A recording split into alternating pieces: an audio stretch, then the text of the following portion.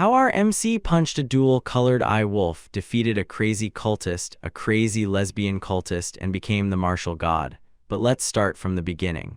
Shuichi had always heard the saying that one's life flashes before their eyes in their final moments, but he never imagined it would happen to him.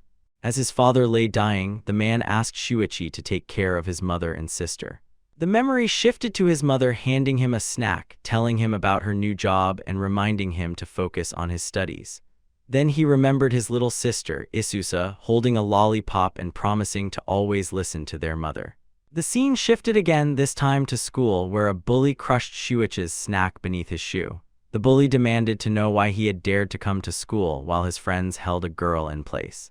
After screaming at Shuichi for being too weak to play the hero, the girl he attempted to protect told him he shouldn't have hurt the bullies and should simply look out for himself.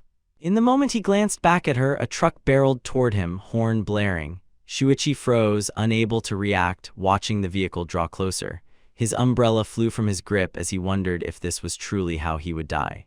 Lying on the ground in a growing pool of red, he realized his end had come. His thoughts drifted to his mother and Isusa just as a strange light enveloped him. Regret overwhelmed him for failing to protect them, and he wished he could do so in another life. A blue light linked him to a couple passing nearby, and tears welled in his eyes as he thought about how powerless he had always been. Before fading completely, he swore that in another life he would protect those he loved with his own two hands. His consciousness drifted into another world, transporting him to the magical continent of Arcanis. A crowd had gathered for a ceremony as a man announced the beginning of the annual divine blessing. Children under 6 were instructed to offer their most precious possessions, and in return, a divine messenger would determine their hidden magical element and grant them an opportunity. A small boy asked his mother if he could offer his candy, but she reminded him the offering needed to be something valuable. A box nearby displayed 2 radiant, expensive blue jewels as an example. A noblewoman named Lady Blank boasted that the more valuable the offering, the greater the chance of receiving a powerful blessing. 2 men discussed the Ryan family, who had spent their entire fortune preparing for this moment. A noble family then approached the altar with confident steps, the Ryan family. Onlookers whispered how tragic it would be if they were not blessed after everything they had sacrificed. Hall Ryan, the head of the family, thought to himself that he had placed an enormous wager on the future of his bloodline. He believed his children, Leica and Louis Ryan, were extraordinarily gifted and destined to receive high-level blessings. The priest called for the next child, little Julia Ryan. She walked timidly toward the altar and offered a small golden crown, her most precious possession. Instantly, a massive blue magic circle ignited beneath her, glowing with intense brilliance. Bursts of energy erupted from it, astonishing everyone. Someone in the crowd wondered aloud if this was the legendary blessing of Kahai, the god of thunder. The result was a level 7 blessing, something that had not been seen in 12 years.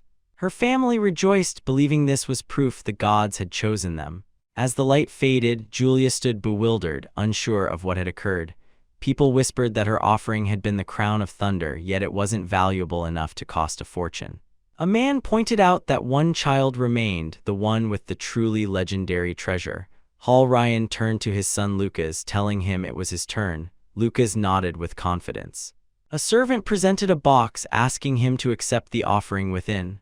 When Lucas opened it, everyone recoiled at the demonic energy emanating from the sword inside. Holding the blade caused the spirit of Volcano, progenitor of magic and god of fire, to manifest behind him. His little sister encouraged him to give his all and secure a powerful blessing. The priest watched Lucas approach the altar, impressed by the bravery required to offer something so valuable. He understood Hall Ryan had staked everything on this moment. When Lucas placed the sword on the altar, a fiery magic circle erupted with overwhelming force. Outside, the sky shifted to a deep, menacing red. Hall Ryan stared in disbelief, wondering if this was truly the legendary level 9 blessing. Inside the hall, torches flared violently. A colossal wave of fire burst from the altar, sending the crowd into a panic. Lucas looked drowsy, almost unaware of the chaos. The cursed sword floated into the air as Lucas watched it, mesmerized. He noticed a small flame dancing on his hand, confused by its presence, before it suddenly engulfed his entire arm. Panic overtook him as the fire consumed his whole body. His screams echoed while the cursed sword floated above him. Strange fire orbs formed within the flames and dripped onto the floor. Outside, the sky abruptly returned to normal as if nothing unusual had occurred. Hall Ryan asked if the blessing had ended and wondered where the divine spirit had gone. Julia pointed toward the altar, urging everyone to look. A body plummeted from above, shrouded in blue flames and gray smoke. Her lollipop fell to the ground and shattered. Lucas lay on the floor, confused and frightened, with no idea what had just happened. Seeing him in such a state, Julia burst into tears. The family rushed to him, shouting his name in panic. His parents knelt beside him, begging him to wake up and trying to understand how this disaster had occurred. The priest declared that the god of fire had rejected the boy entirely. Lucas Ryan, he said, had been abandoned by Volcano and granted no blessing. In that moment, Shuichi's soul from another world descended into the boy's body. In the realm of the fire god, Volcano raged over what had occurred. He seethed at the audacity of the Ryan family for offering the very power that had once nearly ended him. The blade still carried the scar from the moment it struck him, a wound he would never forgive. A small fire spirit appeared, puffing smoke in a mocking gesture. Other spirits praised Volcano for his mercy, pointing out that he had only burned the child's soul instead of obliterating it entirely. One of the spirits noticed the foreign soul hovering nearby and asked if it should be incinerated as well. Volcano dismissed the idea, stating he would not waste time on an insect from an outer world. He turned his attention toward the offering, intending to examine it further. Shuichi's soul remained suspended inside a blue sphere as Volcano observed from afar. Within that sphere, the soul gazed toward an intensely bright light shining before him. The scene shifted to the heavenly spring realm of a martial god. A powerful figure hovered in the air, his eyes glowing with golden energy that radiated immense strength. His expression was grim, as though he were bracing for a monumental conflict. Golden power surged from his feet as he stepped forward, each stride breaking an invisible barrier before him. Dimensional walls shattered like glass under the force of his advance. The martial god continued to walk, tearing through one barrier after another, carving a path into unknown space. Eventually, he broke through the final boundary and emerged in a realm filled with stars. There, he confronted a massive, multi-eyed creature that ruled over that strange world. Crossing his arms, the martial god questioned whether the creature truly intended to stand in his way. The monster fixed all its red eyes on him and opened a mouth full of razor-sharp teeth. It launched a shadowy blast of dark energy, but the martial god didn't flinch. The creature lunged, attempting to swallow him whole, but he held its jaws open with ease. Golden light erupted from his body as he prepared a counterattack. With all his power channeled into a single blow, he punched the monster, unleashing a brilliant explosion that obliterated it completely. Only after the creature vanished did the martial god allow himself a satisfied smile. At that moment, a gigantic wormhole opened, glowing with blue light. He examined it calmly, smirking at the immense energy it radiated. To him, it was nothing special. Then a small golden light streaked toward him. A muscular fairy, his attendant spirit, flew into his palm, crying out in distress. He asked why she was interrupting him, but then sensed something unusual. His old partner, Rect D, had just been destroyed. He wondered what could possibly be happening on the continent of Arcanus. 1,000 years ago, martial arts had been superior to magic, yet now Volcano received worship. The fairy retorted that if he hadn't been so obsessed with martial arts, that pitiful god would never have risen to power. The martial god replied that spreading martial arts was a heavy burden, yet he must continue regardless. A small flame flickered, and he admitted he had no interest in developing it further, yet he still bore a responsibility. He needed to pass on his knowledge so martial arts would not die out. He walked toward an intensely bright white light. His consciousness compressed into a small point of golden energy and drifted through the void of space. Shuichi, unconscious within Lucas's body, heard a voice and wondered if he had somehow survived.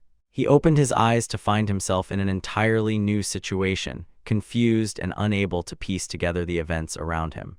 In his mind, he saw numerous muscular faces of the martial gods surrounding him. Completely bewildered, he struggled to comprehend what he was seeing. The entity introduced himself as Mars, the martial god, and declared he would grant Shuichi a divine blessing. Suddenly, Lucas awoke in a bed, questioning whether the entire episode had been nothing more than a bizarre dream. but the muscular fairies appeared around him, chanting the martial god's name with excitement. He stared at them in shock as the martial god announced he would bestow upon him the blessing of the martial arts god.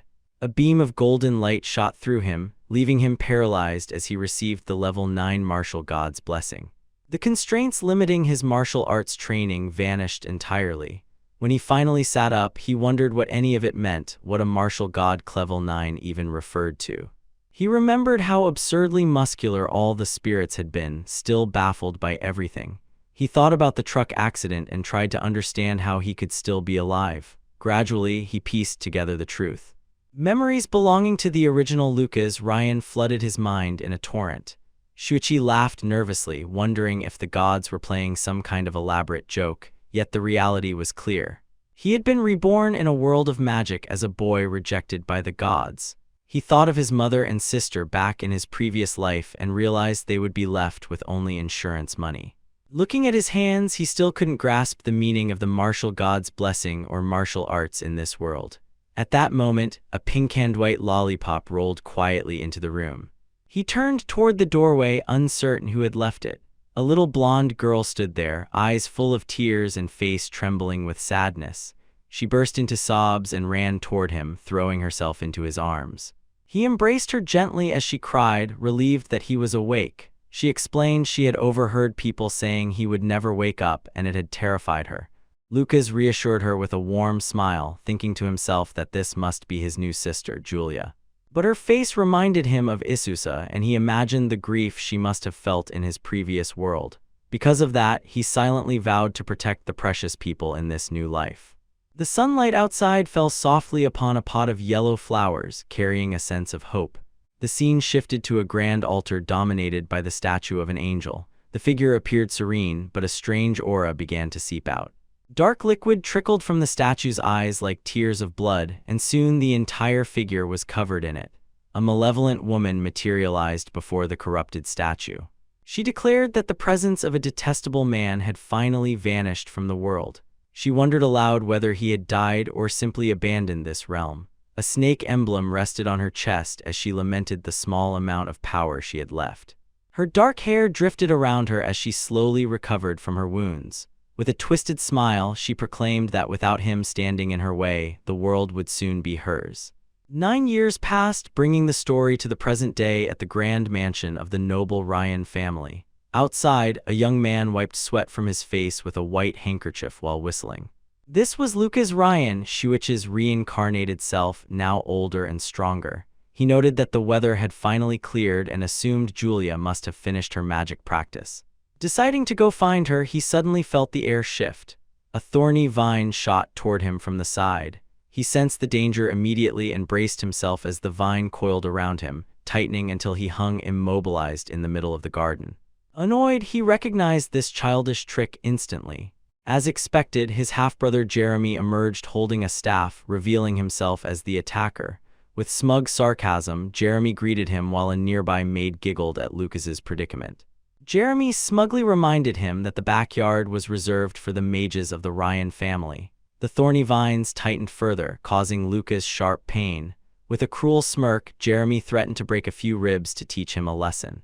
But to his surprise, Lucas simply let out a bored yawn. The reaction confused him completely. Lucas calmly pointed out that Julia would return soon from her practice, and if Jeremy didn't release him, she would probably fry him with lightning. Jeremy flushed with anger, calling him a coward who hid behind his sister and insisting he wasn't afraid of lightning. But in that same instant, a bolt of purple lightning shot down from the sky, striking Jeremy full force. His entire body turned pitch black as smoke lifted from him. The maid shrieked in fear for her master. Lucas turned to see Julia approaching, her magic staff in hand. The pink staff, decorated with cat ears, still crackled with purple sparks, showing its immense magical power. Now older, Julia warned Jeremy that if he bullied her brother again, she wouldn't hold back next time. Her angry expression made clear she was not joking. She then told Lucas she would remove the vines, and with her magic, the thorny restraints crumbled into dust. Lucas gently patted her head, earning an adorable smile. He then faced Jeremy, asking if he had finally learned not to mess with him. Jeremy's face burned with rage, but he muttered incoherently and fled with the maid, both terrified of Julia's lightning. Lucas remarked that she had gone easy on Jeremy with that last shock. Julia sighed, asking why he hadn't fought back and reminding him that his strength was supposed to stay a secret. Lucas smiled teasingly, joking that she was always there to protect him anyway. 9 years had passed since Shuichi reincarnated into Lucas Ryan's body. He remembered the day he awoke. His father came to visit leaning on a wooden cane. Lucas had fully expected to be disowned for failing their expectations. Instead, his father hugged him tightly, relieved that he had woken up safely. Hall Ryan, leader of a renowned knight order within the kingdom, was rarely home due to his duties, but he always remained a caring father. When he learned Lucas had been training in martial arts, he sent him a letter containing information about old martial arts tomes stored in the family archives. Encouraged by this, Lucas sought them out, exploring the archives by candlelight to find the books Hall mentioned. Thanks to that letter, Lucas laid the foundation for his bold and ambitious future.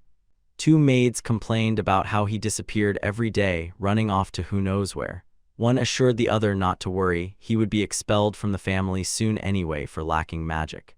Before they could continue gossiping, the ground trembled beneath their feet. They wondered if someone was practicing earth magic, completely unaware of the true source. Lucas was deep underground, training by punching a solid stone wall with incredible force.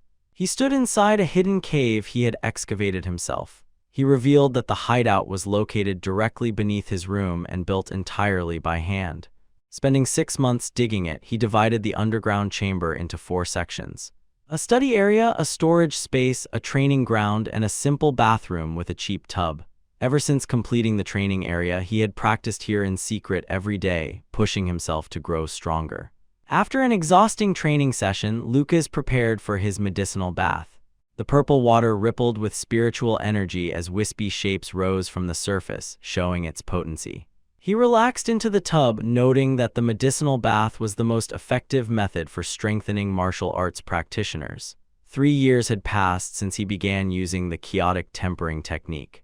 Because of it, his body had become so durable that magical attacks below level 5 couldn't even harm him. His defense was finally solidifying, and it was time to focus on offense. Lucas retrieved his katana to test his improving skills on a training dummy. With steady breath and firm grip, he concentrated and delivered a quick, precise strike. In an instant, he lunged forward, slashing the dummy with incredible speed. Determination and power reflected in his eyes. Beyond swordsmanship, Lucas had also mastered other weapons, including the spear. He charged at the dummy again, thrusting the spear with tremendous force. The target was then torn apart by a flurry of fast, skillful blows until it collapsed into pieces. Reaching level 4 in the technique, Lucas decided to spend time training his fists as well. Though his abilities had improved significantly, he felt something amiss. Martial artists eventually hit a plateau, and surpassing it required enlightenment, a concept so elusive that most practitioners gave up before reaching it. Standing before a massive stone pillar, Lucas declared that his path would be different. Taking a deep breath, he focused all his energy and punched with full force. The pillar exploded into thousands of pieces, dust filling the cave.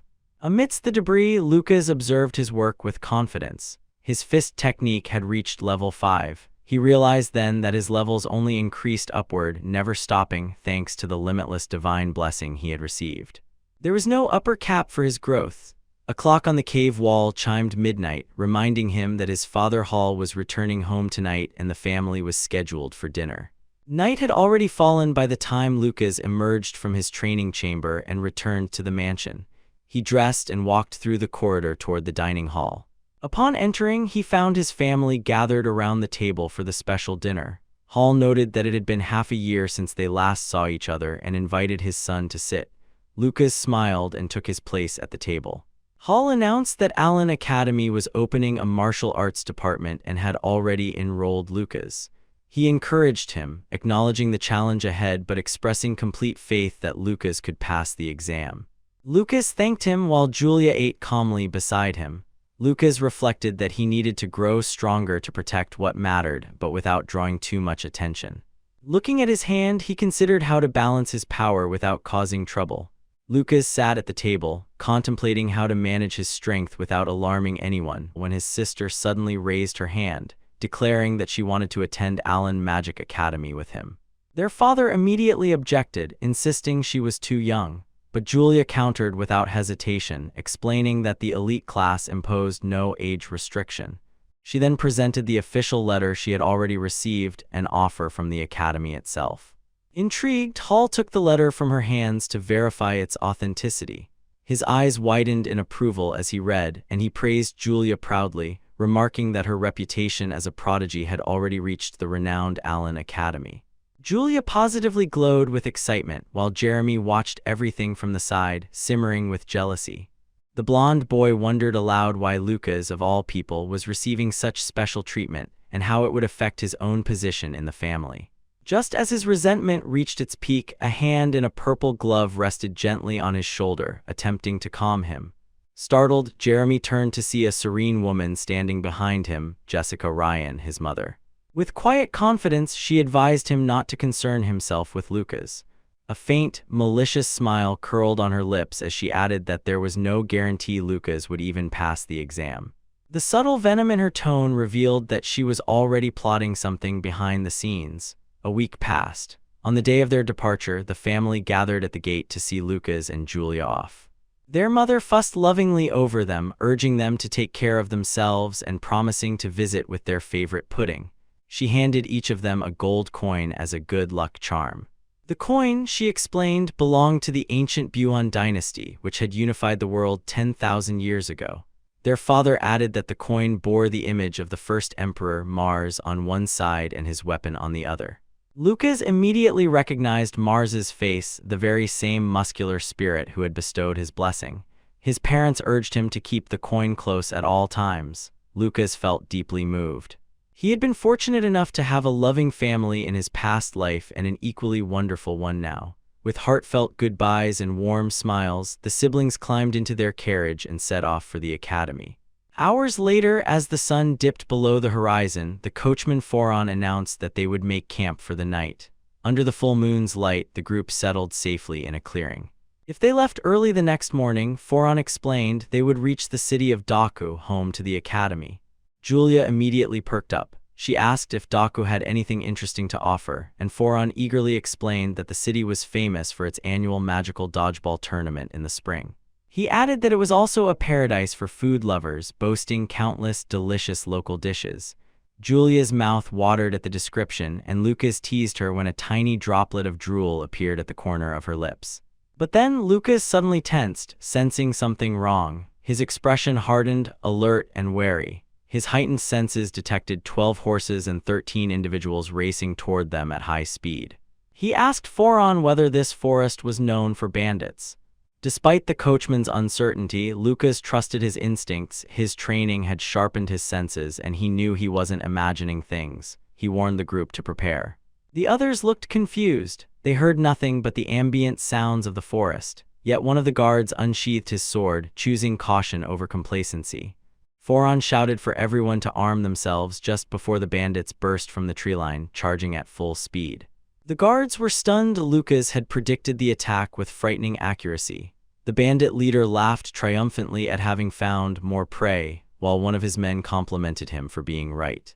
Another eyed Julia and remarked that she would fetch a high price, while Lucas would be quite valuable to certain clients. Foron stood firm, demanding if the bandits understood the consequences of attacking nobility. The leader scoffed and ordered his men to kill everyone except the two siblings. Chaos erupted. Swords clashed beneath the moonlight as bandits engaged the guards. One guard managed to impale a bandit cleanly with a spear, but the leader's fury intensified. Foron fought bravely, his sword stained with the blood of several enemies.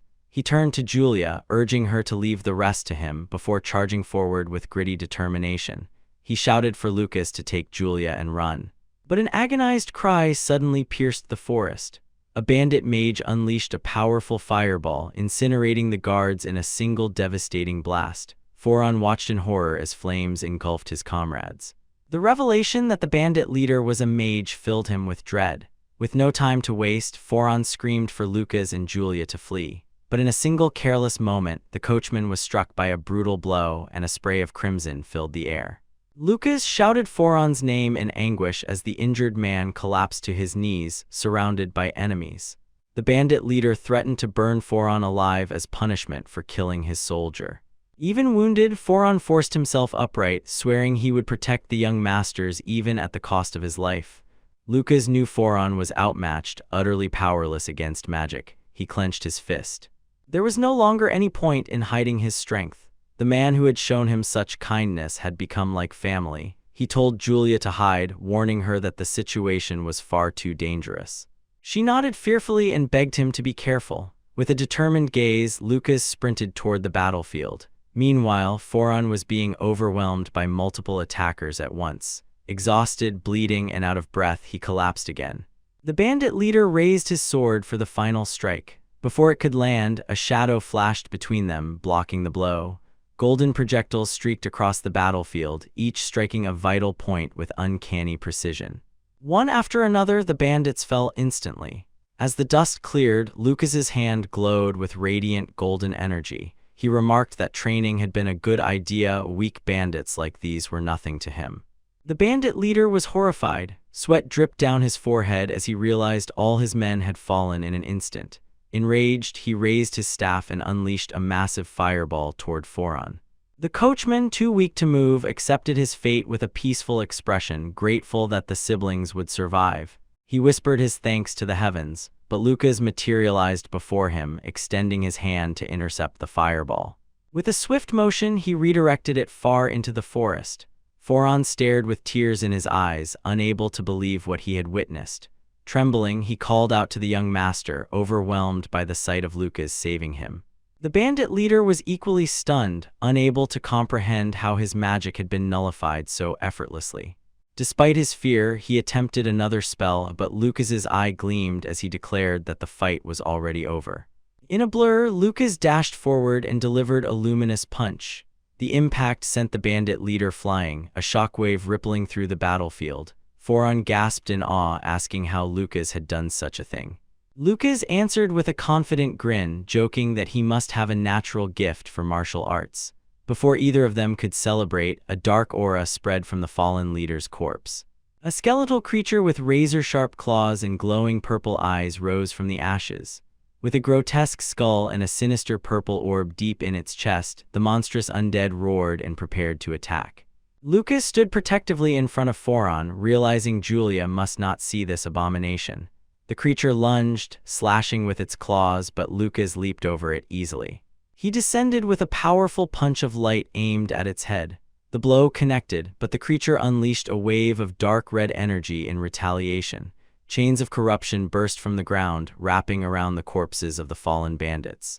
The monster absorbed them, transforming into an even more grotesque form with numerous limbs. A glowing purple snake symbol appeared on its forehead. Lucas realized that symbol was controlling the undead. The monster attacked with frightening speed, but Lucas focused his energy into his hands and released a rapid barrage of light-based strikes. One hit the symbol directly, causing a brilliant explosion. The creature staggered, and Lucas prepared one of his most powerful techniques, the explosive aura palm. With all his strength poured into a single strike, he slammed his palm against the snake mark. A massive beam of golden light pierced through the creature. The symbol fractured, then shattered completely. The monster disintegrated into ash. Exhausted, Lucas collapsed to the ground, breathing heavily but relieved he had managed to protect everyone. Julia rushed to him, throwing her arms around him and celebrating his victory. Foron, still trembling, stared in disbelief at what he had witnessed. Suddenly, Lucas sensed another presence approaching. A horse whinnied and he turned toward the forest. A young woman with white hair emerged on horseback, bound and gagged, her eyes full of fear. And Lucas realized they were not the only ones who had been attacked tonight. The young woman with white hair trembled where she sat bound on the horse, and Lucas took in her appearance with shock. She looked exhausted, terrified, and barely conscious. Clearly another victim of the bandits' ambush. Far away in a dark chamber, bodies hung upside down in grotesque rows. A creature with sharp fangs greedily licked the red liquid dripping from them. It was the same woman who had appeared previously at the altar, the one cloaked in malevolent energy. She examined her surroundings with cold indifference before discovering that subject number 44 had been eliminated, the very undead monster Lucas had destroyed. Realizing that someone powerful had interfered, she declared that restoring her strength would now take priority. With a slow, deliberate step, she entered a pitch-black pool of sinister magic, the liquid rising around her as she began to recover. Meanwhile, night stretched over the forest. A waning moon illuminated the clearing where Lucas's group had made camp. Within the safety of their firelight, Julia gently helped the rescued girl settle down. Her name, they learned, was Mayor Rasta. Lucas found the name oddly familiar, though he couldn't recall why. Mayor, too, recognized the Ryan name. Foron explained that both the Ryan and Rasta families were noble houses from the region near Daku. Julia hesitantly asked how the girl ended up seized by bandits in the first place. Tears welled in Mayor's eyes as she recounted the horrifying events. She remembered the bandit leader's wicked laughter as he assaulted her carriage. His mage subordinate had incinerated her guards one by one, leaving no survivors. Her lady-in-waiting had desperately tried to protect her, only to be captured and dragged away across the burning forest floor. Mayor explained between shaken breaths that the bandits were indifferent to noble blood, revealing her identity did nothing. Their true objective was to abduct children from nearby noble houses, nothing more. Lucas comforted her softly, assuring her that the danger was over and the bandits who attacked her had been dealt with, yet he couldn't shake his unease. Something darker was happening. Mayor's story combined with the undead creature he fought made everything far more unsettling. Foron approached the group, explaining that Mayor and Julia had gone to rest after the chaotic night. Lucas asked for his thoughts on the situation. Foron believed they were dealing with highly skilled professionals targeting noble children, not common criminals. Lucas added that bandits wielding fire magic and controlling corpses was extremely unusual. The coachman's expression turned grim. He concluded that a terrifying demon must be orchestrating everything from the shadows, manipulating the bandits like puppets. Foron vowed to report all of this to the Ryan household and believed the Rasta family's cooperation would be invaluable. Lucas suggested altering their travel plans to avoid further danger. At dawn, their group finally reached the city of Daku. However, their plan to stay was immediately thrown out. Lucas explained that some bandits could still be hiding in the area. It was safer to proceed straight to the academy. Mayor agreed with his reasoning. Julia, however, looked disheartened at missing the chance to explore the city. Seeing this, Lucas placed a hand on her head and promised that on their return trip he would treat her to anything she wanted. Her disappointment melted instantly, replaced with pure joy. Mayor smiled softly at the siblings' close bond. Foron announced their official entry into Daku, encouraging them to look out the carriage window. Lucas and Julia eagerly peeked outside. The city was breathtaking. A lively crowd filled the streets, children ran past with toys, merchants shouted out their goods, and wooden buildings lined the cobblestone roads. A father carried his son on his shoulders. The air buzzed with cheerful energy. Mayor smiled, admiring the city's vibrance. Julia and Lucas chatted with her, sharing in the small moment of happiness amid their journey. Lucas couldn't help but feel nostalgic. The lively streets reminded him of his past life. Suddenly, a creepy clown doll popped up from a vendor's stand, startling both girls into a synchronized scream. To lift their spirits, Lucas quickly purchased an assortment of sweet pastries. Mayor offered Julia a donut, and Julia devoured it with sparkling eyes. Lucas watched with satisfaction as the girls enjoyed the treats. The carriage resumed its course, rolling deeper into the city until stopping before the academy gates. Foron pulled the reins gently. This was as far as he could take them. Lucas reassured him, promising he would keep Julia safe. Julia then wrapped her arms around Lucas, declaring she would use all her strength and magic to protect him as well. Lucas smiled and patted her head, saying he was counting on her. Foron, deeply moved, felt tears prick at his eyes at the siblings' devotion to each other. Mayor looked on curiously, surprised that Lucas would allow his younger sister to talk about protecting him in such a manner. The coachman gave them his final farewell as the three youths walked toward the academy entrance. Mayor pointed ahead, encouraging them onward. She blushed slightly, feeling grateful for having met the kind siblings. Lucas echoed the sentiment. Meeting the two girls had brought unexpected brightness to his journey.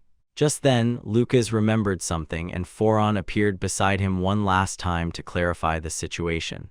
He explained that Mayor Rasta had once been Lucas's fiancée during childhood.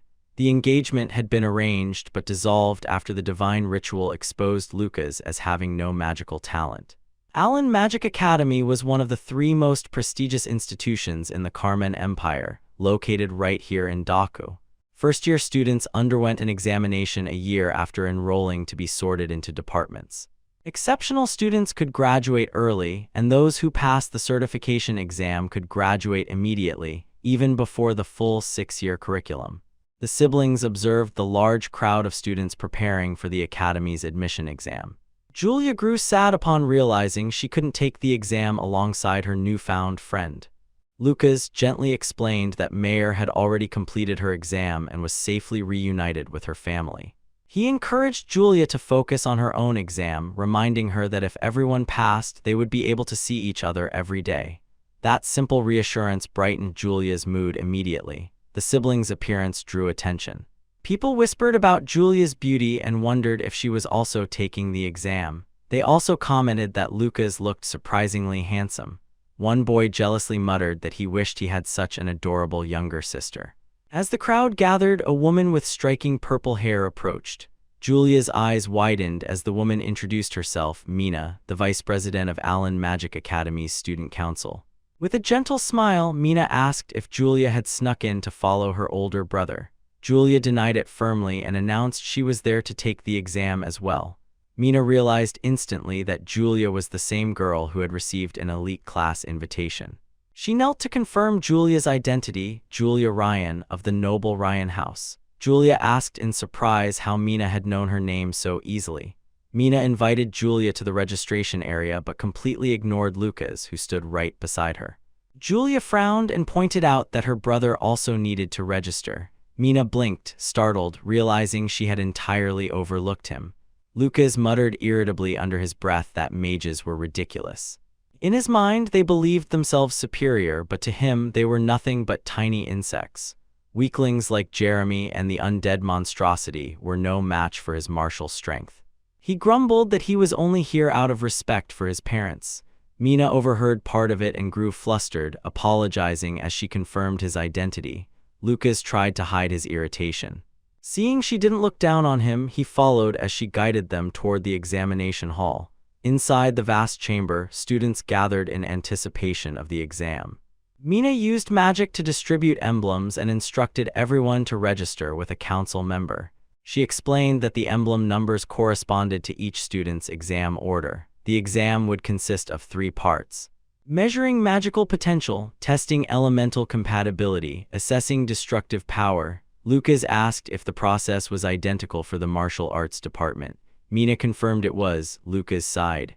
He muttered that the academy was simply too lazy to create a proper martial arts test. Still, he cracked his knuckles, ready to demonstrate the true power of martial arts and shatter all expectations. The first test began. Students placed their hands on a magical orb to measure potential. When Lucas stepped forward, the instructor looked at him with disdain. As soon as Lucas touched the orb, the result left the man stunned. A once-in-a-millennium phenomenon, magical potential 0. The room erupted in laughter. Lucas let out a tired sigh. It felt like reliving his childhood all over again.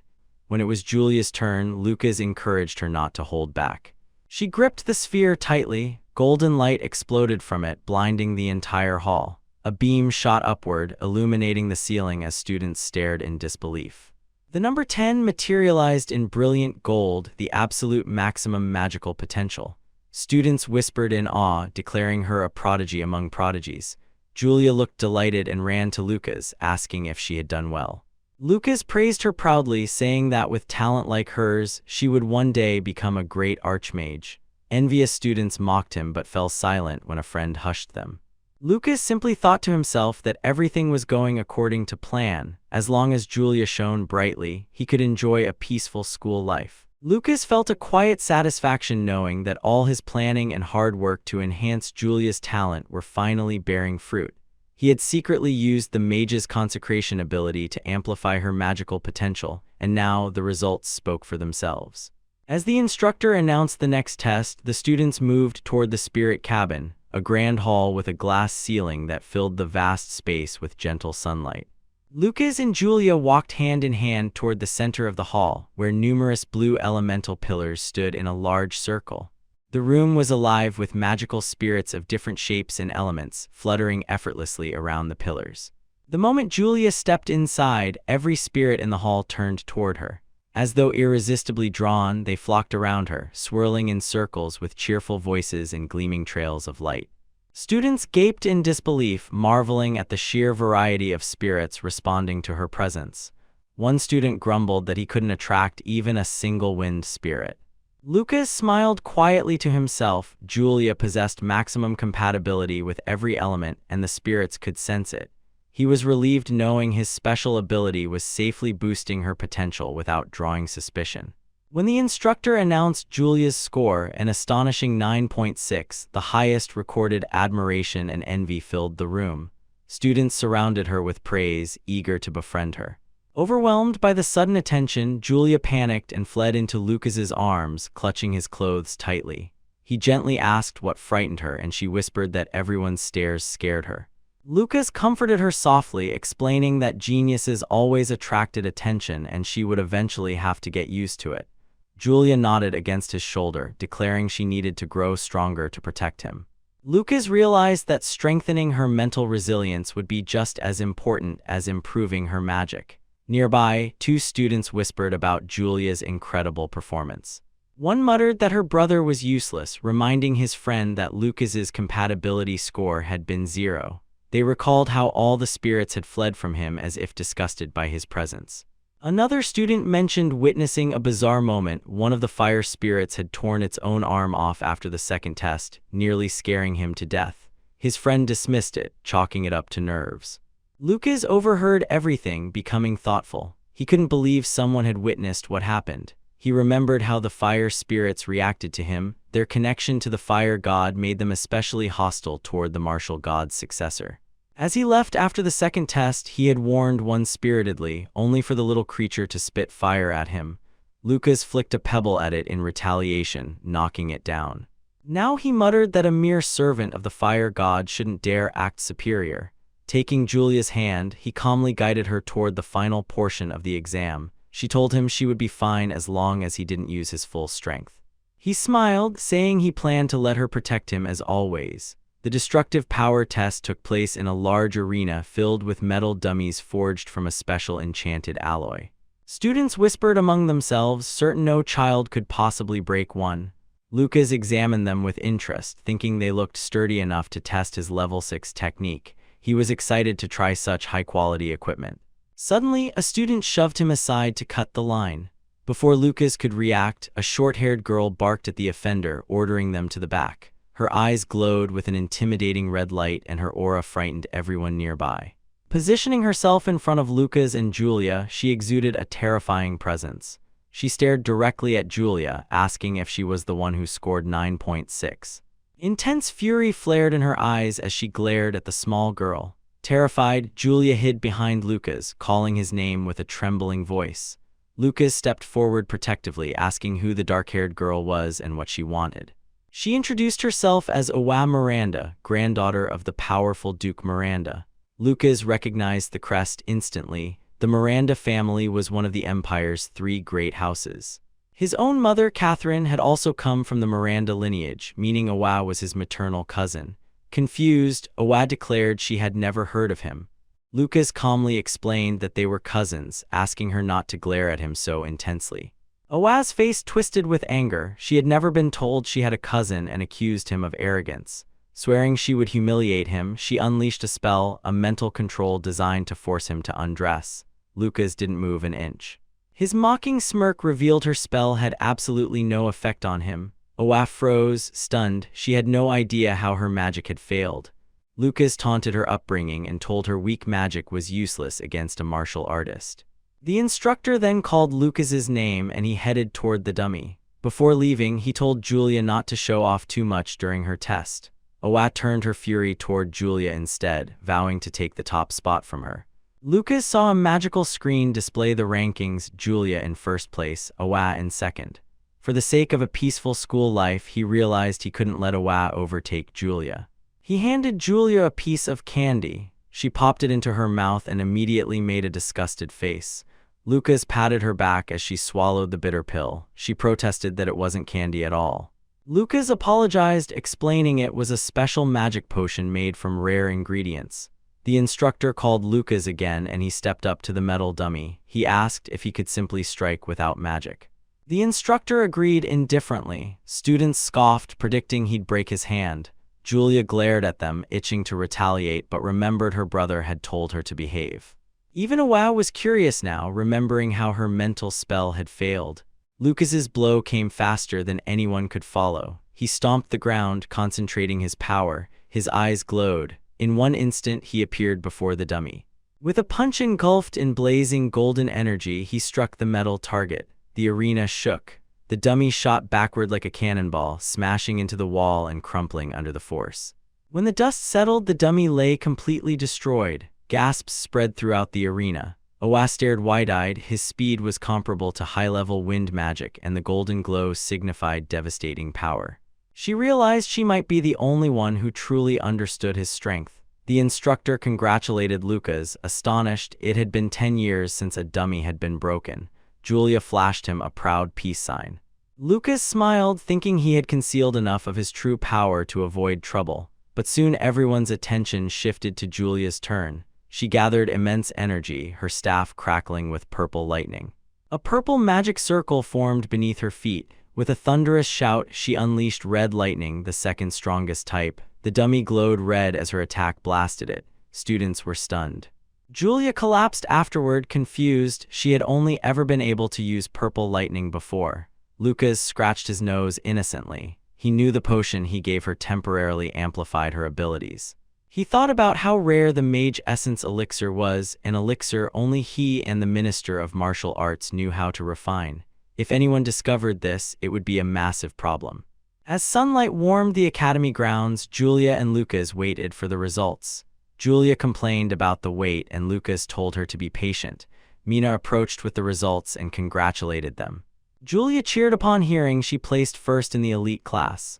Lucas praised her, saying she'd be essential for their future. Mina asked which department she'd join: earth, fire, wind, water, or the special division. Considering her attributes and whined God blessing, Julia chose the wind department.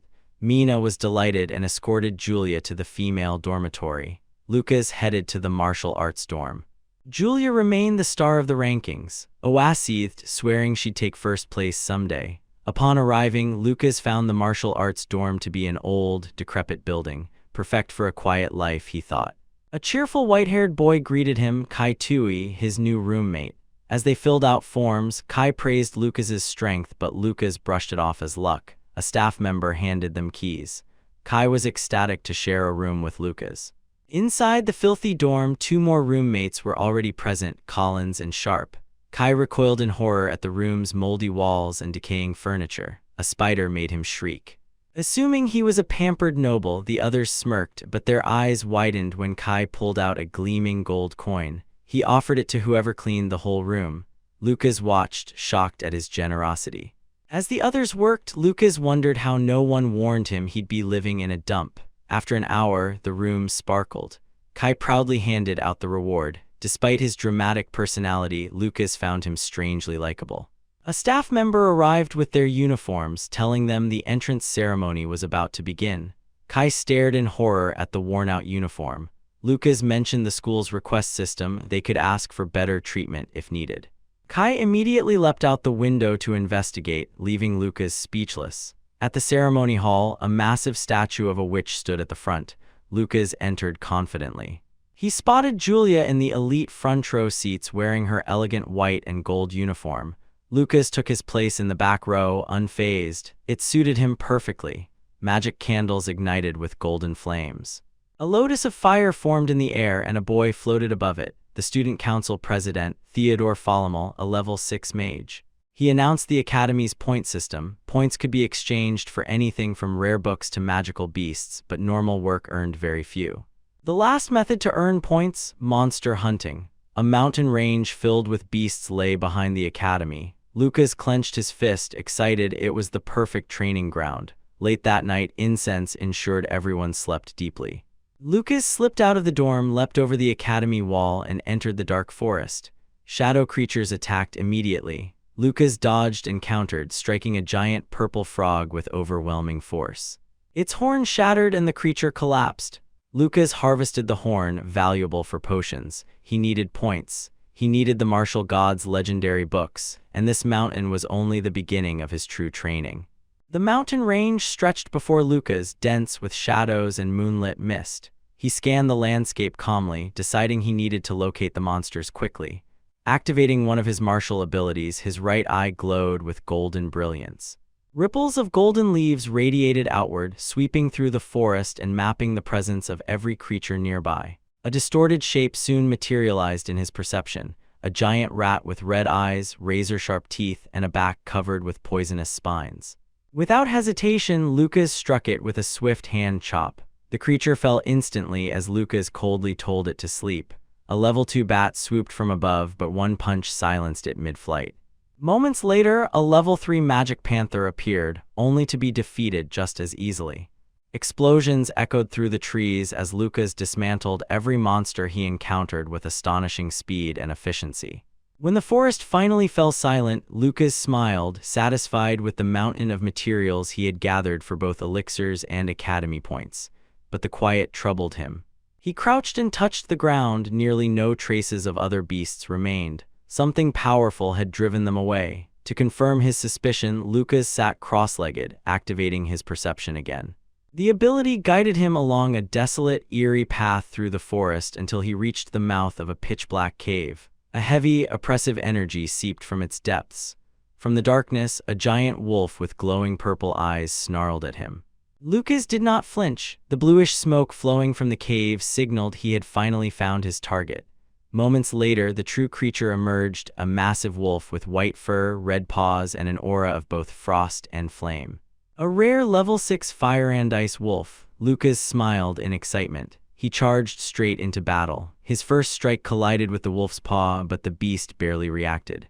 The wolf counter-attacks with a blast of ice from its mouth, aimed directly at our protagonist. It freezes his hand, not caring at all. Lucas punches the wolf with the frozen fist, badly injuring its head. Lamenting he hadn't trained harder, he could have ripped off its leg otherwise. Wounded, the wolf switched to its second attribute. A massive fireball burst from its mouth and detonated against the cave wall after Lucas dodged. A stream of furious flames followed, engulfing the forest in burning light. Lucas weaved through the coils of fire before grappling the wolf head-on despite the scorching heat. The beast was astonished. How could a human endure its flames? Golden light flickered across Lucas's fist as he countered with a brutal uppercut that damaged the wolf's jaw. He then unleashed a golden energy blast that sent the creature hurtling into the cave wall. The wolf collapsed with a whimper, its strength fading. As Lucas approached, he noticed a yin-yang symbol glowing in its eye, proof of its incredibly rare dual elemental nature. He seized the beast by the neck. Even subdued, it exhaled fire and ice in defiance. A golden blade of energy shot toward the wolf through the haze, but the creature narrowly evaded it, scrambling deeper into the cave in terror. Lucas chased it relentlessly. He grabbed its tail mid-escape and slammed it against the stone. When the wolf recovered, it launched itself like a spinning ball. Lucas got hit and crashes against the wall, but taking little damage. It retaliated with shadow fire and ice in a combined assault. Lucas leapt above it, gathering power into a final blow. A tremendous explosion shook the cavern. Just when he thought the fight was over, the wolf lunged with its massive red paws. Lucas steeled himself. If he didn't use his last resort, he would be crushed. Then the wolf stopped. Two glowing objects rose from within its body, a fire core and an ice core, true beast cores. Lucas froze.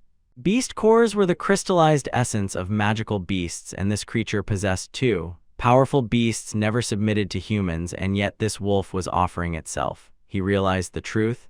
If his blood touched the cores, the wolf would become his loyal servant. He smiled. Cutting his finger, he let his blood drip onto the shining cores.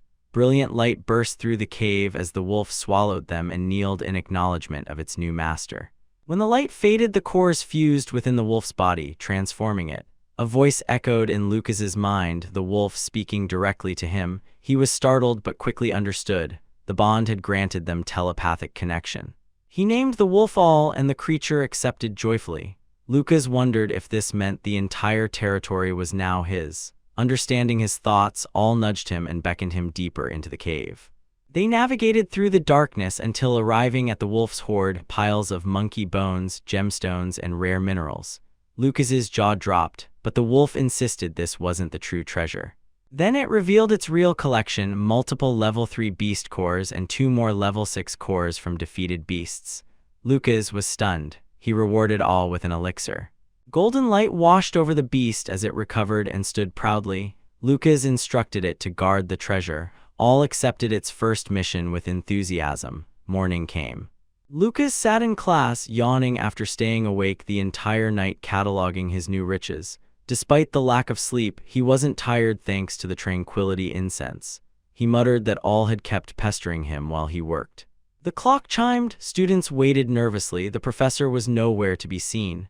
Kai began panicking, thinking the academy forgot to assign them an instructor. Then the door burst open. A staggering man stumbled inside, kicking a bottle aside.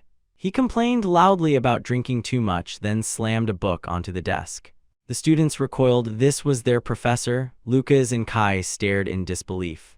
The disheveled man introduced himself as Sugar Art, their martial arts department head. Lucas studied him carefully. For all the man's drunken demeanor, something about him felt dangerous. Sugar Art wrote his name across the blackboard with perfect steadiness. Then, without warning, he shouted. The sheer force of his voice sent Lucas and Kai flying backward. Kai held his head, confused and terrified. Lucas realized instantly Sugar Art was a high-level martial artist, at least level 5 or 6. Sugar Art warned the students never to speak without permission and began roll call. Tishi answered.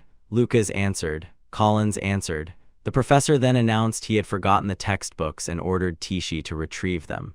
Kai objected, demanding a fair selection process and boasting about his lineage. A piece of chalk slammed into his forehead. Sugar Art had thrown it so fast Kai didn't even see his hand move. Tishi left, proud of her new responsibility. Sugar Art dismissed the rest of the class to independent study. Hours later, Lucas and Kai walked toward the dining hall. Kai complained endlessly about their ordeal. Lucas teased him, but both fell silent when Julia called out happily. She reported that her wind magic teacher was encouraging her to become class representative. Julia then asked if Lucas had become his class's representative. He smiled and admitted he hadn't. They headed to the dining hall for lunch. The tables overflowed with delicious dishes. Julia ate joyfully, sharing some with Lucas. Kai stared wide-eyed in despair. The elite class could exchange 1 point for 100 coins, while their department exchanged 1 point for 10. A staff member scolded a student who complained, saying talentless students must work harder.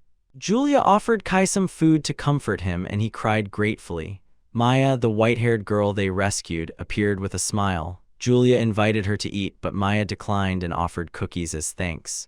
Julia loved them.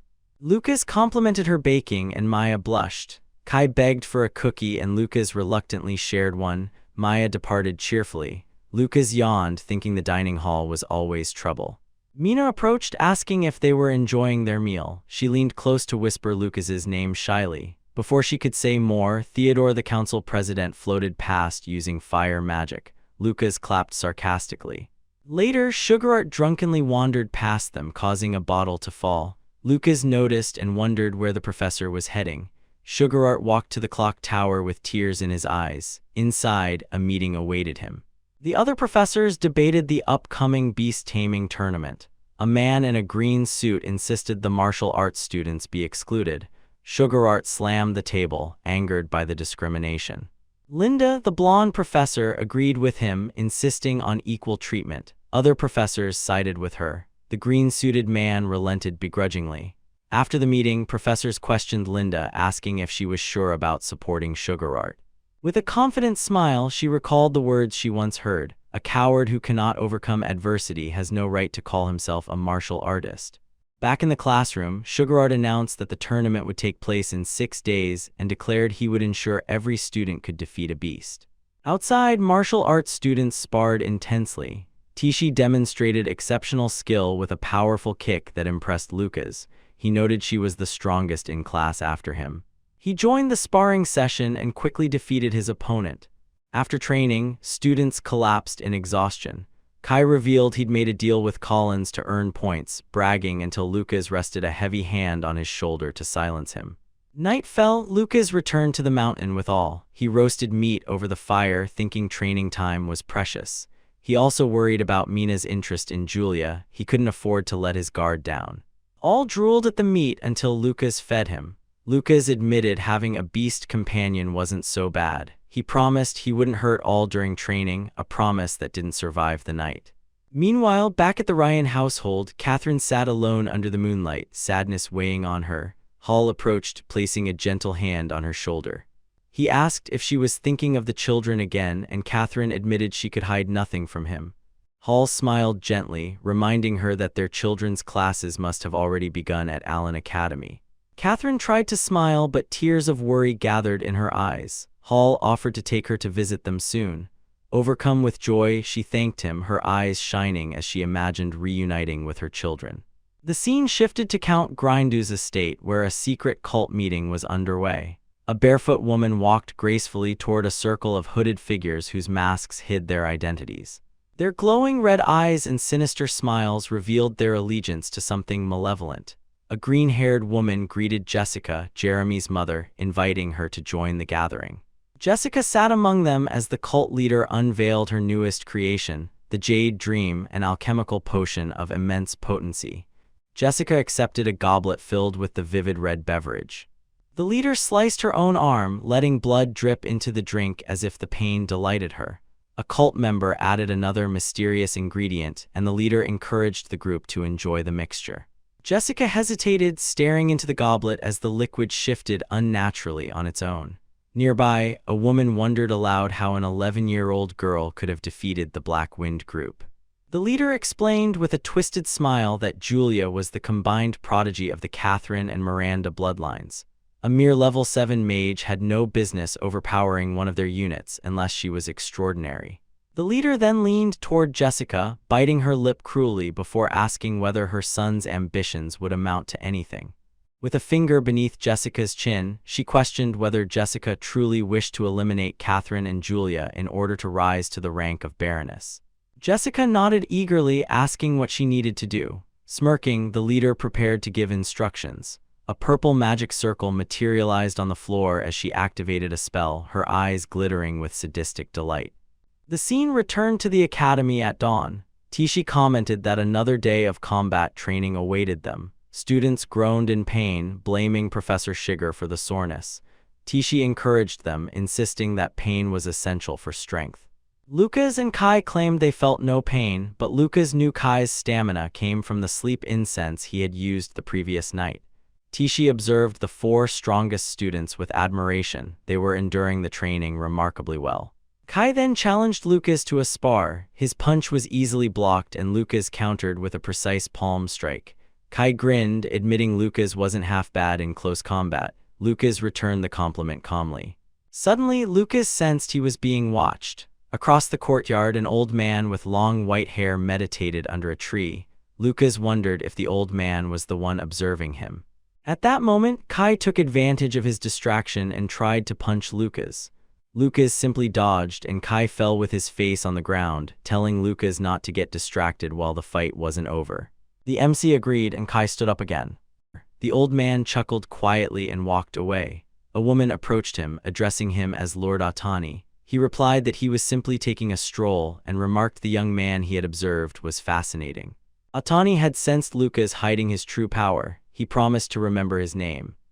Hours later, after class, Lucas walked through the academy hallway. Professor Sugarart had taught them massage techniques in the afternoon session, restoring their strength by easing muscle fatigue.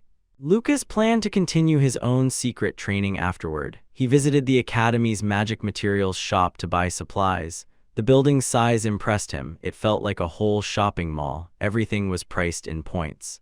A single high-quality training dummy cost 30 points.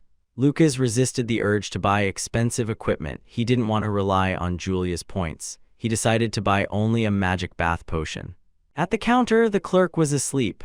Lucas woke her politely and asked to purchase the potion. After she processed the payment, she noticed he was a martial arts student and judged him silently. Lucas thanked her cheerfully, unfazed by her attitude. She grumbled about nobles wasting points while Lucas departed. Back in his hidden cave, Lucas slipped into the tub of purple medicinal water, sighing in contentment. The potion restored his energy perfectly. Just as he considered reusing the water later, a pair of glowing purple eyes peered from the shadows. A huge maw full of sharp teeth opened. After finishing his bath, Lucas moved to gather materials for points, only low-grade ones, to avoid suspicion.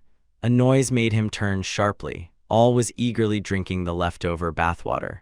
Lucas froze in shock, asking what on earth his beast was doing. They stared at each other in silence until Lucas concluded the medicinal water would strengthen all as well. With that, the problem of waste was solved. Lucas then exchanged materials gradually at the shop to avoid attention. Meanwhile, Professor Sugarart became furious with the students for their lack of seriousness about the beast taming tournament. He corrected their stances aggressively and challenged Kai directly, flicking him to the ground with expert precision. Lucas noted the professor always aimed for the eyes. Sugarart ordered Tishi and Kai to spar.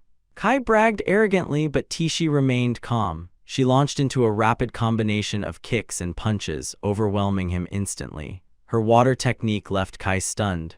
Lucas realized why she was chosen as representative. Sugarart announced that the next day they must each defeat a beast or be expelled. Kai nearly fainted. The following day, Sugarart demanded full-power training until nightfall. Kai collapsed repeatedly. Lucas advised him to correct his bad habits, but Kai suddenly confessed he had fallen in love with Tishi after their fight. He murmured about future children's names, and Lucas decided his friend was a hopeless masochist. Soon, the beast-taming tournament began in a grand arena. Kai trembled while Lucas sat calmly beside him. Two mage students mocked them, but Sugarart silenced them firmly. Lucas realized his teacher wasn't as bad as he appeared. Lucas told Kai to imagine the beasts were Sugarart to motivate himself. The professor overheard and glared at them with burning irritation. The rules were explained via a holographic screen. Tame 10 beasts in 10 minutes to earn a perfect score. Julia appeared on the screen and announced the start of the tournament. She was teleported into a barrier space filled with monsters. Red eyes glowed in the darkness. A swarm of beavers charged. Julia unleashed purple lightning, paralyzing them instantly. Purple smoke rose, proof of their submission. Professors marveled at her speed as she completed the trial in 3 minutes. Proud and smiling, she asked where Lucas would compete. Linda explained the martial arts department would go last. As Julia waited to watch him, a mysterious woman observed everything closely, wondering if Lucas could match his entrance ceremony feat. Hours passed. Mage students complained about their low scores. Most had captured only one beast. Kai panicked for his future in the department. Lucas calmed him, insisting they were not weaker than mages. Sugarart agreed loudly. Even level 1 beasts couldn't harm humans. Tishi confirmed no one had been injured. A man suddenly entered, the sneering Professor Greg. He ridiculed the martial arts department and announced they were next. He threatened to shut them down permanently. Sugarart stayed silent, shaken by the accusation.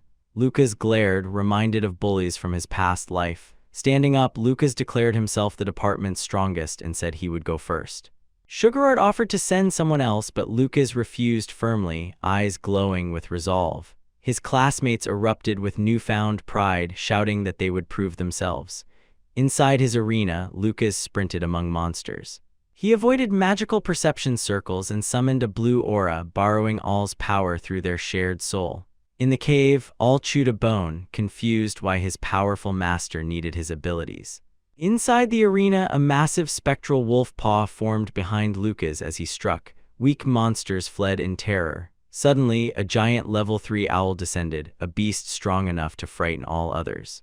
Lightning crackled across its talons. Lucas met it head-on. The spectral wolf paw smashed it to the ground. Purple smoke rose in submission. He intended to tame every beast without letting the purple smoke escape the barrier. Outside the arena, his score remained 0. Students mocked him. Greg scoffed loudly. Julia furiously defended her brother, but Greg dismissed her. Then Lucas's score jumped to 1. Kai and Tishi cheered. Greg sneered until the number climbed again and again. Lucas tamed beast after beast at breathtaking speed. When it hit 5, Greg turned pale. His own top student had only scored 5. Lucas continued until all 10 beasts submitted. A perfect score. Julia beamed with pride, shouting, "That's my brother." Greg trembled, furious. He accused Lucas of using an imposter. Julia snapped at him, but Lucas remained calm. An inspector seized Greg by the face, warning him not to insult the integrity of the inspectors. Inside the arena, beasts fled as the barrier dissipated. The inspectors confirmed no cheating, though the beasts were unusually terrified. Lucas smiled coolly. Even without proof, they didn't want to believe he was capable, but he was already a step ahead. He glanced at Tishi and Sugar Art. The real surprises were yet to come. The scene transitioned to Tishi stepping into the arena for her own trial, determined not to lose to Lucas. A gray wolf snarled at her, and she readied her stance, eyes blazing with resolve. Tishi lunged forward with decisive force, delivering a rapid sequence of blows to the gray wolf. Her movements were clean and precise, each strike guided by practiced discipline. She told herself that if she couldn't finish the creature within 30 seconds, she would switch tactics and head straight for the gate. Leaping lightly onto the wolf's back, she prepared another crushing strike, only for the beast to suddenly freeze and submit. The instant surrender stunned her. A level 3 shadow wolf was not known for fear or compliance. She wondered whether it was coincidence or something more unsettling. A small, confident smile tugged at her lips. Maybe, she realized, their department wasn't as weak as everyone believed. She moved on quickly, driving a powerful punch into the face of the next creature. Her score climbed with every successful strike, rising even faster as she brought down a massive boar. Kai shouted encouragement from outside the arena, cheering wildly as her points continued increasing. One monster after another fell until she reached 9 points. A startled saber-toothed tiger bowed in submission, and shortly after, the final creature dropped as well.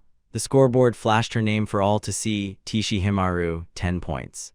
Kai could hardly believe she had cleared it even faster than Lucas. Tishi immediately asked for the beasts she had tamed to undergo a proper inspection. Seeing their reactions had convinced her the creatures were not so terrifying after all, and she no longer believed martial artists were inferior. Match 3 began. A student fired a golden beam at a purple bat, annihilating it and proudly celebrating his perfect score. Match 4 followed with a green-haired youth who crushed a giant gorilla with a single kick, grinning as his own score hit 10. Then came Kai. He charged at a saber-toothed tiger and struck it cleanly across the jaw. The beast submitted instantly. Raising a triumphant thumbs up, Kai beamed when his own perfect score appeared.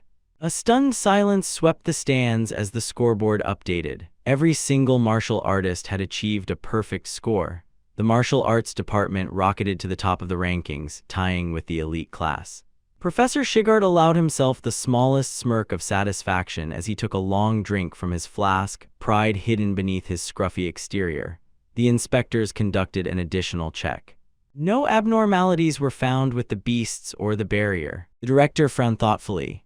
Why were the martial artists' scores so consistently high? One inspector suggested the monsters had been frightened by the elite class's earlier spells. But the director countered dryly that the creatures seemed far more terrified of the martial artists. He then made his decision. Next year, the martial arts department would compete first. Professor Greg's expression collapsed in horror. Competing first again meant the martial artists would likely tie for first place. Shigart shot him a pointed, superior glare. The director calmly asked if there were any objections. Greg sputtered that the results were due only to luck. Atani dismissed him with a cold reminder that luck, too, was a type of skill. Another professor supported him, insisting the scores were legitimate. Greg could do nothing but swallow his fury as the results were authorized for announcement. As he stormed away, he vowed silently to keep watch on Shigart and Linda. After Greg left, the director discussed the outcome with Lord Atani. The director reminded him the results directly affected the martial arts department's survival. Lord Atani quietly admitted he knew more than he could say, but insisted nothing dangerous was happening and that he would simply pretend not to know what he knew. Meanwhile, the martial arts dorm erupted with celebration. Kai practically vibrated with excitement, insisting he had to report his perfect score to his father. Their roommates congratulated each other, amazed by how much their strength had grown since the entrance exam. Lucas observed everything quietly, satisfied that no one suspected his involvement. His plan had worked flawlessly. Kai soon asked how they should spend the 20 bonus points. One roommate said he planned to save his, reminding Lucas he still owed him a meal. Kai declared the obvious: they needed materials for next month's combat training. Lucas's interest peaked. He hadn't heard of that yet. His classmates explained Allen Tower, an illusory realm within the academy where students fought monsters and other races. Only 100 freshmen were allowed inside, with 12 guaranteed spots for the elite class. Given their perfect scores, the martial artists were confident they would qualify. Kai dashed off to buy supplies, leaving Lucas to reflect over tea. Ensuring everyone hit 10 points had definitely been the right choice. Kai soon returned, briefly entranced by a strange pendant. Lucas explained it had been a prize given by Sugar Art and wanted to examine it. Kai protested it should have gone to Tishi, but Lucas brushed it off with a comment about luck. With a resigned sigh, Kai accepted his explanation. Moments later, the large screen above the academy lit up. Every martial artist had scored 10. The crowd was stunned. Leela's reaction was immediate. She stomped the ground so hard the impact echoed. Her face twisted with rage. They were supposed to be the top class after the elite. Her father had invested 10 years preparing her for this. A glowing dagger was thrown toward the scoreboard. A man appeared furious, saying that the martial arts students had stolen 20 spots for the Allen Tower. He added that those spots were meant for the mages only. A nearby student said that the teacher had confirmed the martial arts students didn't cheat. The man recovered his dagger and accused the martial artists of bribing the examiners. Others claimed the wealthy Terre family must have paid them off. Then a third student, Andre, appeared, saying that the heir of the Terre family had bought out all the remaining materials at the store. With the bonus points, the martial artists would take every valuable item left. Leela's grip on her staff tightened. She smiled cruelly as she murmured that martial artists' meridians were fragile, easy to shatter. A dagger flew into the forest and struck near 3 martial arts students. One collapsed immediately, a red curse mark seared into his back. His friends shouted that it was poison. Kneeling next to them, another boy mockingly offered his points while pretending concern. Leela unleashed a wave of green magic. One boy cried out as the spell pierced him. Another screamed as ice spikes ripped through his body. She stepped on one injured student's chest and declared she didn't want their points at all. Her demand was simple: crawl back to the martial arts department and deliver her message. Their lives were worth less than insects. As the sun dipped, a scream of despair echoed across the forest. Hours later, Lucas and Kai searched desperately for their missing roommates. Kai didn't understand why Lucas seemed so tense until Lucas stopped abruptly before a tree stained in deep red. He said he had never smelled such a strong scent of blood here before. Kai watched in confusion as a blue aura flared around Lucas. The young martial artist sprinted into the forest with frightening speed. Kai ran after him, demanding to know what was happening. They found their roommates lying motionless, drenched in blood. Kai's fury erupted instantly as he demanded to know who could have done something so cruel. One of the boys stirred just enough to reveal the truth: Leela. She and her group had shattered their meridians before leaving. Lucas's face darkened, a sinister blue aura rising from his body like smoke. Kai shouted their friends' names in panic, relieved to discover pulses still present. Lucas ordered him to fetch medicine while he treated the wounds to stop the bleeding. Examining the injuries, Lucas realized the boys had been cursed to feel every bone in their bodies break, a signature method of assassins. This was no bullying. This was an attempt to end their futures completely. One boy hallucinated, crying for his parents. Lucas clenched his jaw in silent fury and made his decision. With icy calm, he vowed to avenge them. Kai and Tishi arrived soon after, horrified at the sight. Lucas assured them the boys would survive but needed days of rest. Kai vowed he would never forgive the attackers. Tishi warned the council wouldn't take martial arts students seriously. Lucas responded coldly that he didn't care about the council at all. For a moment, Tishi saw an entirely different person standing before her, Lucas, surrounded by a dark blue aura radiating pure hatred. The next day, they went to the student council to file a formal complaint. President Theodore listened and then asked if they truly wanted a duel against Greg's class. Lucas confirmed. If they lost, they would forfeit their S-rank bonus. The pendant dangled mockingly from the president's fingers before he dropped it on the ground, pretending it was an accident. Kai nearly exploded with rage, but Lucas stopped him. Theodore suggested staking something far more meaningful. His malicious smile appeared as he proposed wagering their right to enter Allen Tower. Whoever lost would lose their qualification. Lucas accepted on the spot. 2 days later, the arena filled with spectators. Students murmured curiously, some already rooting for the martial artists. Leela taunted Lucas, insisting he apologize while he still had the chance. Lucas remained calm, telling her no one yet knew how this match would end. Kai went first. Andrew conjured ice spikes, but Kai dodged everyone, smirking confidently. He taunted the mage before noticing the blue aura forming beneath his feet. The ground froze him in place, Andrew's trap. With triumph, Andrew declared the fight over, unleashing a massive wave of ice. A drop of red fell to the frozen floor. Kai appeared defeated. Andrew mocked him. Leela sneered maliciously. Tishi seethed in anger. Then Lucas asked how long they planned to talk before they were satisfied. In the arena, Kai summoned a scorching red aura, the lava orb. Andrew realized the danger too late, screaming for Leela to flee. The orb detonated, blasting the arena apart. Kai burst free of the ice, his legs burned and shattered, but his eyes blazing with determination. He sprinted at Andrew and smashed through the mage's defenses. Andrew choked on blood, stunned that a martial artist could wound him. Kai raised another lava orb. Andrew panicked, freezing Kai's hands. Kai cursed ice users, always slipping at the last second. Then he broke the ice with a headbutt, sending Andrew flying into the arena wall. Kai won the first match. Next was Tishi. Leela summoned spikes and sneered about honor. Tishi dodged easily and whispered something into her opponent's ear that left the mage utterly shocked. Striking Leela's meridians with lightning-fast precision, Tishi shattered her defenses and dropped her instantly. Leela lay defeated, poison needles spilling from her sleeve. Finally came the third match. Break entered, wielding a pink dagger. The barrier activated. The moment the signal sounded, he moved at high speed, summoning clones and launching attacks. Lucas watched calmly, testing him with a single powerful punch, and the true fight began. Lucas's blow missed the clone by little, and Break froze in disbelief. He hadn't expected the young martial artist to locate him so effortlessly. Break creates some distance, throwing his magical dagger while Lucas simple dodge it.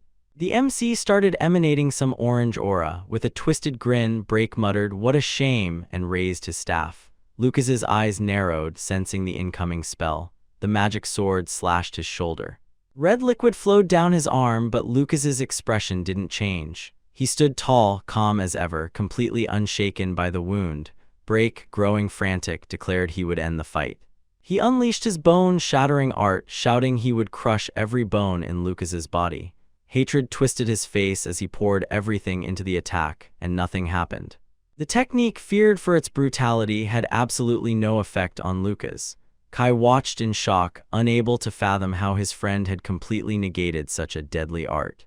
Break trembled, accusing Lucas of bluffing and insisting he must have some secret move. Instead, Lucas seized Break's arm in an iron grip. "That's enough," he said quietly. Break struggled desperately, but Lucas held him effortlessly. With cold determination, Lucas stomped the ground. A massive shockwave exploded outward, filling the arena with a thick cloud of dust and debris. Break gasped. A level 1 martial artist should never have been capable of generating such destructive force with a single step. Lucas's voice echoed from within the dust.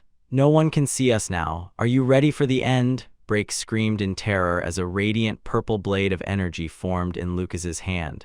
The martial artist struck with surgical precision.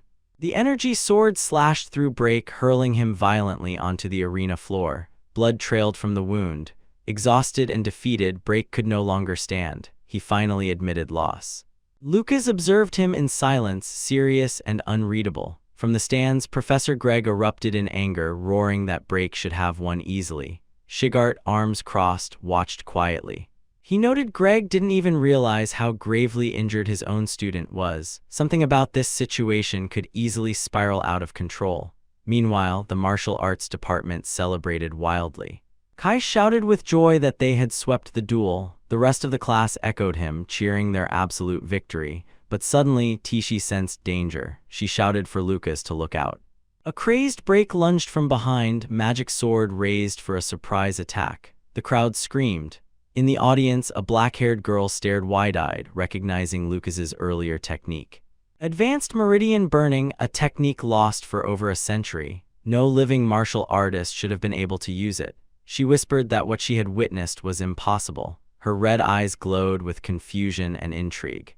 Who exactly was he? The crowd devolved into chaos. Some students insulted the mages for resorting to cowardly ambushes. A girl punched the air, declaring that from now on she'd challenge any mage who looked at her the wrong way. Tishi tried to calm her classmates, insisting she had simply done better than average.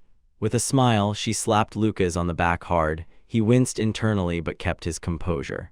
Professor Shigart appeared, furious that his students were losing their sense of restraint. One girl snarled she would get stronger and make the mages regret everything. Lucas agreed with the master. Confidence was good, arrogance was fatal. A blonde woman approached Shigart, teasing him for sounding like a proper instructor at last. Shigart sighed, saying he simply didn't want his students turning into someone like him. When asked what she wanted, she handed him an envelope containing a report on the Forbidden Meridian Smasher technique. The parchment trembled in Shigart's hand. Dark veins pulsed on his arm, revealing his declining health. Across campus, Brake lay recovering in the infirmary. Meanwhile, a carriage arrived at the academy. A grim-faced man stepped out, radiating fury. He protested, how had a simple freshman duel exploded into such a huge scandal? The man announced that his son's magical meridians had been destroyed. He demanded severe punishment for the culprit and insisted the martial arts department be immediately disbanded. Inside the meeting chamber, Shigart smashed a bottle on the ground in rage. He agreed the culprit deserved severe punishment, but then turned his glare on Greg. He calmly stated that 3 mages had brutally injured 2 of his students. Now that deserved punishment too. Greg thought the martial artists must have planned to eliminate them. He barked at Shigart not to change the subject and warned them to focus on the forbidden technique they kept accusing a freshman of using. The furious man agreed the technique was impossible for a novice. He also added that the incompetent son of the Ryan family couldn't possibly have done it. Greg shook his fingers. An advanced martial artist could, he replied. Greg's eyes widened. He realized the only advanced martial artist present during the duel was Shigart himself. A twisted smirk crossed his lips as he accused Shigart of being the culprit. Shigart glared and replied that if he were capable of using the technique, he would have used it on Greg long ago. The director demanded an explanation for Brake's condition. Shigart shrugged ironically, maybe it was karma. He revealed he'd already questioned Lucas, who denied everything. Lucas instead theorized Brake had learned torture techniques from assassins, perhaps angering someone powerful from the underworld who used the duel as cover to act. The director stroked his chin in deep thought. The father protested loudly, shouting they couldn't let this end with baseless rumors. But Shigart countered sharply. His theory was still more believable than a novice executing an ancient forbidden art. Shigart warned that angering whoever lurked behind Brake could lead to disastrous consequences.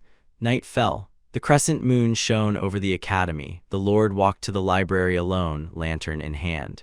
He searched the dusty shelves, finding a specific ancient book. Dust had been cleared from its binding. Someone had touched it recently.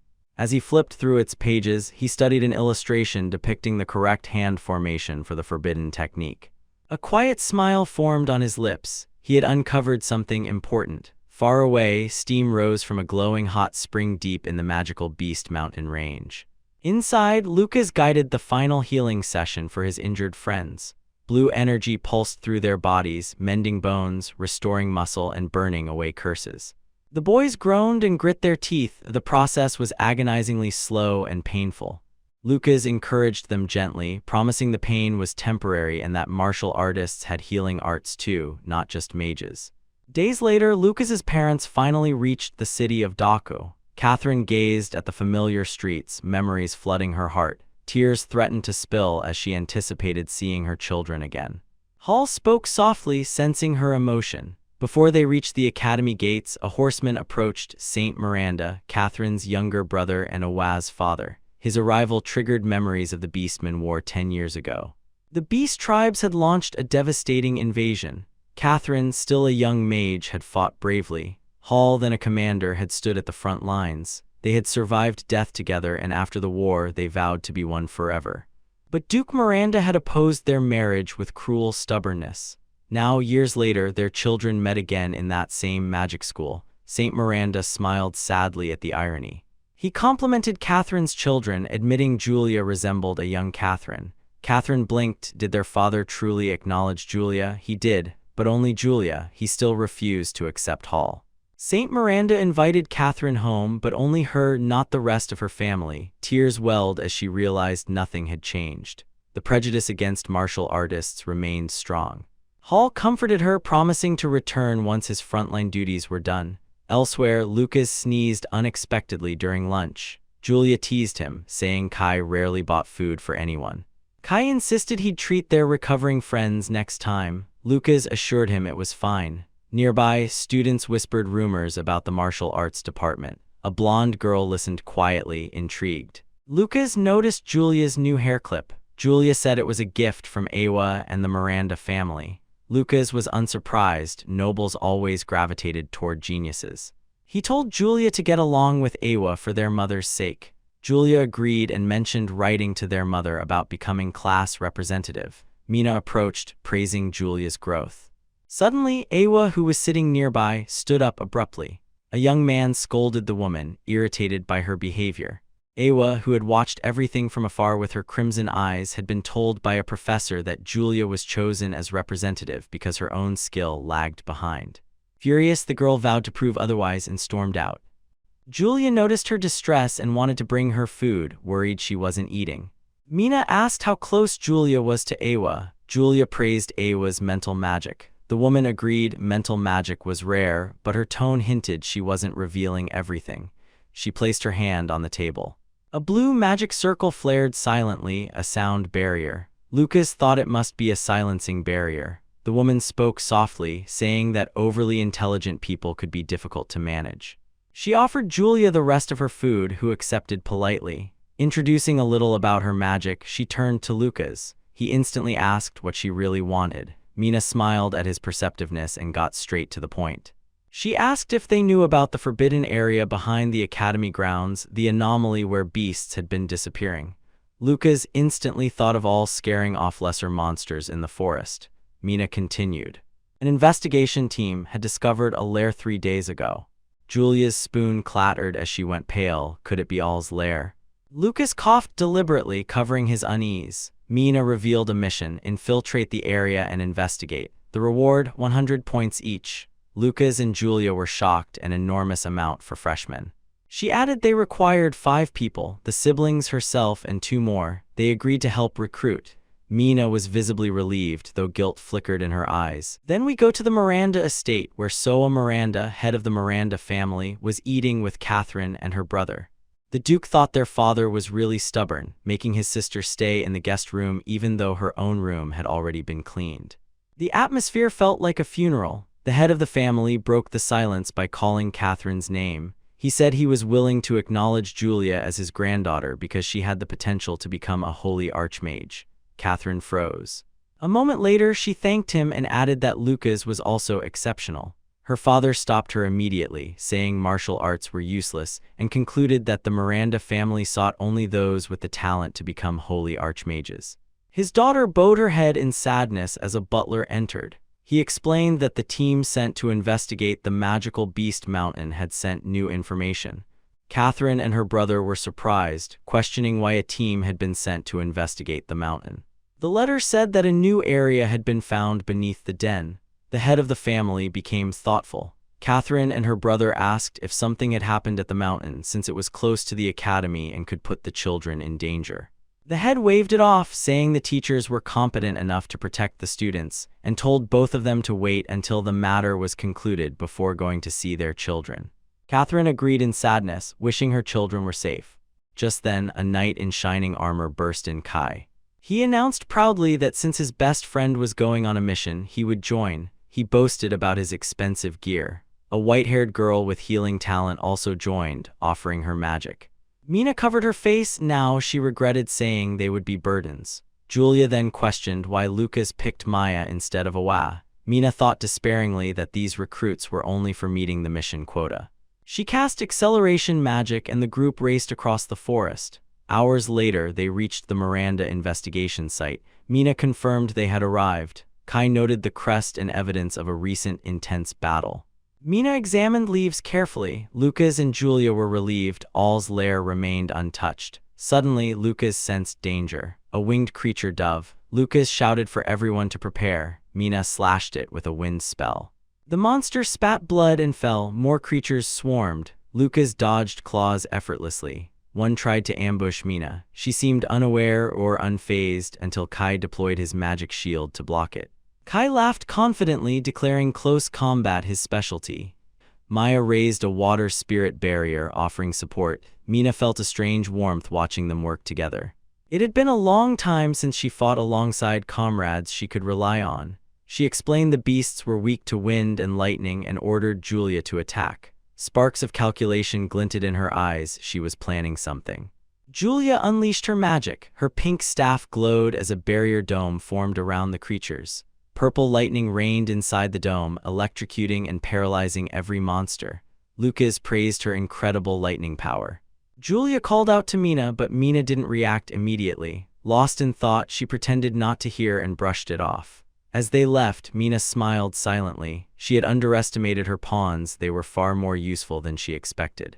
Maya healed Kai's wound. Kai praised her, causing her to blush and imagine Lucas calling her a goddess. Mortified by her own mind, she shook her head furiously. Confused, Lucas watched her fluster. They entered the cave.